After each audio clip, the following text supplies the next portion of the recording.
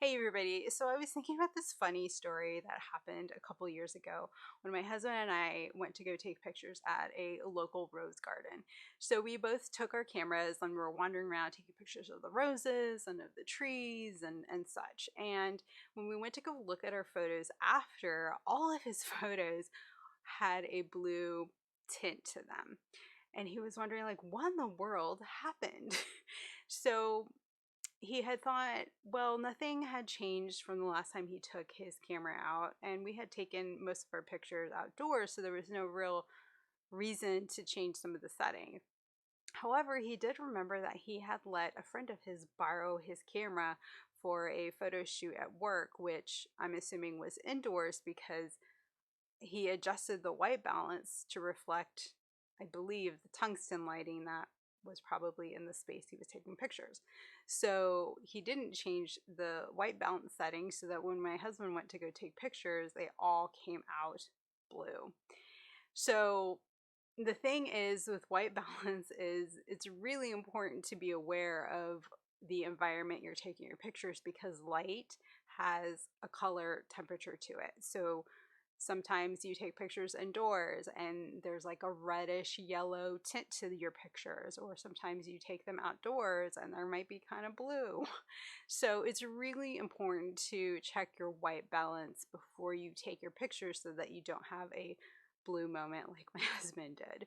So the white balance is an option in probably almost every single digital camera nowadays. So that's usually on the menu somewhere. So if you don't know where it's at, I would highly recommend you to check your manual of your camera.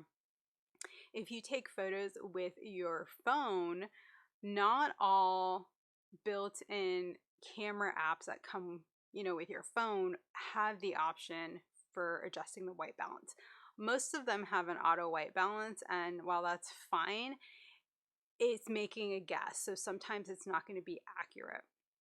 So if you are like me and had a phone that did not have the option to adjust the white balance, it's probably best to download a camera app that does let you do that. So the app that I had downloaded, which I will link below, is for Android, and it gives you other options to change like your ISO, your shutter speed, and so on.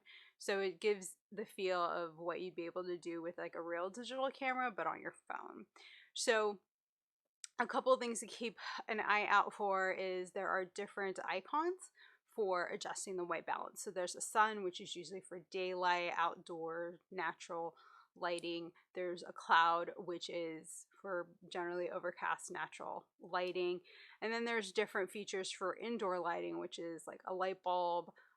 There's usually like a bar with like little lines around it, which is just for like fluorescent and tungsten. So it's really important to make sure too, if you are using natural light like I do when I take my product photos, is to make sure that you do not have any artificial light on, because that can also create different weird color casting on your photos. So if you're using natural light, shut off the overhead light you might have on, and so on. It's like really small details that you can easily miss and then see it later on when you're editing your photos. So that's my tip for you today. Adjust your white balance when you take your pictures so that it can save you some time and make your products look the way they do to you in person. So I hope that's really helpful for you. Leave any comments below if you have had a blue moment like my husband has, and I'll talk to you soon.